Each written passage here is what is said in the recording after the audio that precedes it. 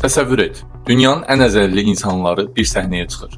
Amma orada qalib gəlmək üçün sadəcə böyük əzəllər kifayət edir. Hakimlər sənin neçə kilo olduğuna yox, illərlə qurduğun əzələ kütləsinin necə göründüyünə, bədən proporsiyalarına, simmetriyaya, əzələ ayrılığına və səhnədə yaratdığın ümumi görüntüyə qərar verirlər. Bu sadəcə bodybuilding yarışı deyil, bu insan bədəninin sərhədlərini araşdıran nəhəng bir elmi və estetik mübarizədir. Bəs dünyanın ən prestijli bodybuilding yarışması olan Mr. Olympia necə yarandı və bu səhnə bodybuilding tarixini necə dəyişdi? Mr. Olympia yarışının hekayəsi 1965-ci ildə başladı. Yarışın əsas məqsədi o dövrün ən yaxşı bodybuilderlərini bir səhnədə toplamaq və artıq başqa yarışlarda çempion olmuş idmançılara daha böyük bir hədəf vermək idi. İlk yarış New Yorkda keçirildi və qalib Larry Scott oldu. Bu yarışın yaradılması bodybuilding üçün dönüş nöqtəsi idi. Çünki əvvəllər idmançıların qarşısında müəyyən yarışları qazanmaq kimi məqsədlər vardı. Olimpiya isə tamamilə başqa səviyyə yaratdı. Burada məqsəd sadəcə bir yarış qazanmaq deyil, dünyanın ən yaxşı bodybuilderi olmaq idi. Və sonra səhnəyə bir insan çıxdı ki, bodybuildingin gələcək tarixini dəyişdi. Arnold Schwarzenegger. Arnold 1970-ci illərdə Olimpiya səhnəsində öz dövrünün ən dominant idmançılarından birinə çevrildi. Onun fiziki görünüşü ilə yanaşı, səhnədəki təqdimatı və özünə inamı da bodybuildingin populyarlaşmasına böyük təsir göstərdi. Arnoldun uğurları bu idmanı yalnız idman zalı ilə məhdudlaşdırmadı. Bodybuilding artıq milyonlarla insanın maraq göstərdiyi qlobal bir mədəniyyətə çevrilməyə başlayırdı. Amma burada çox maraqlı bir məqam var. Bodybuildingdə ən böyük olmaq həmişə ən yaxşı olmaq demək deyil. Mr. Olympia səhnəsində hakimlər bir neçə əsas meyarı qiymətləndirirlər.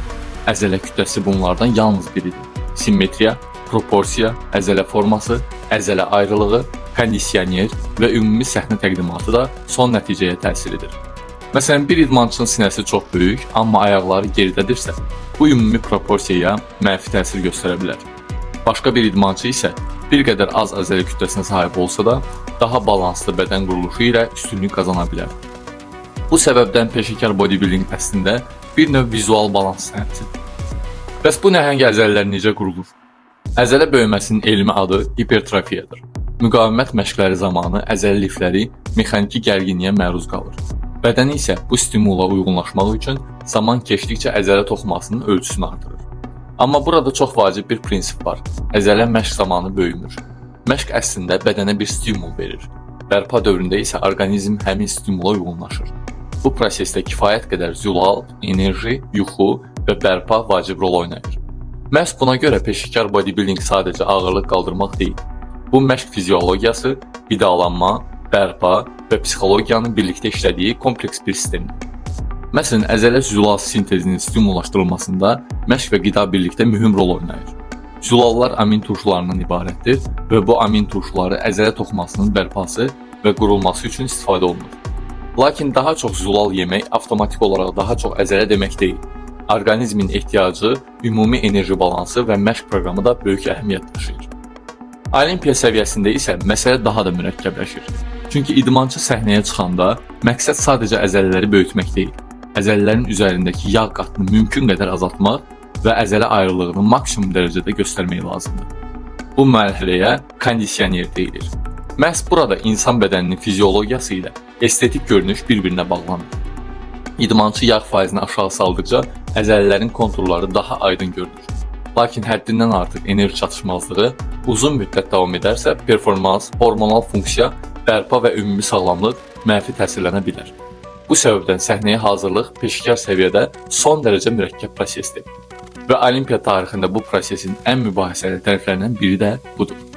Peşəkar bodybuildingdə bəzi idmançılar performansı artıran maddələrdən istifadə edirlər. Bu maddələrin bir hissəsi qanuni və tibbi nəzarət tələb edən preparatlar, bir hissəsi isə müxtəlif ölkələrdə qanunsuz və ya ciddi şəkildə tənzimlənən maddələr ola bilər. Buna görə peşəkar bodybuildingi adi fitnesslə qarışdırmaq olmaz. İnternetdə gördüyümüz olimpiya səviyyəli fiziki görünüşlü adi insan üçün birbaşa nümunə kimi götürmək düzgün deyil. Burada genetika, illərlə davam edən məşq, peşəkar hazırlıq və bəzi hallarda sağlamlıq üçün ciddi risklər daşıyan yanaşmalar rol oynaya bilər. Əslində Mr. Olympiyanın ən maraqlı tərəflərindən biri də budur.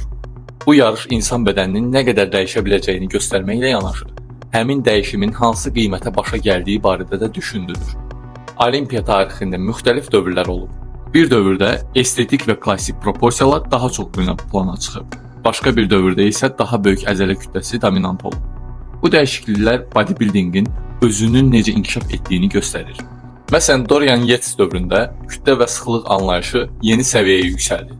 Daha sonra Ronnie Coleman səhnəyə çıxaraq əzələ kütləsi və güc baxımından tarixdə ən dominant dövrlərdən birini yaratdı. Colemanın məşq videolarına baxanda bir sual yaranır. İnsan necə bu qədər güclü ola bilər? Onun məşq yanaşması yüksək intensivlikli, ağır çəkilərlə xarakterizə olunurdu.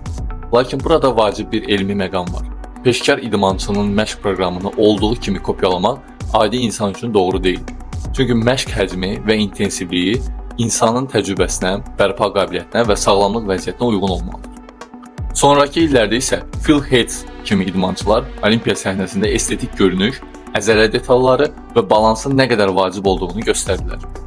Bugün isə Mr. Olympia artıq sadəcə bir yarış deyil, bu qlobal bir sənayedir.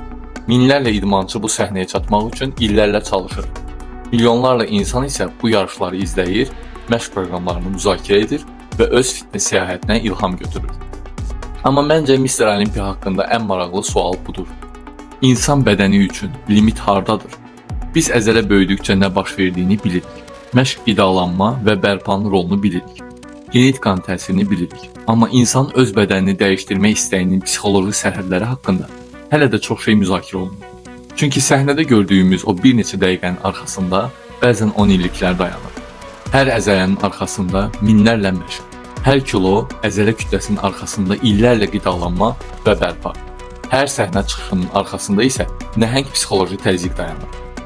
Mr. Olympia bizə bir şeyi çox açıq göstərir.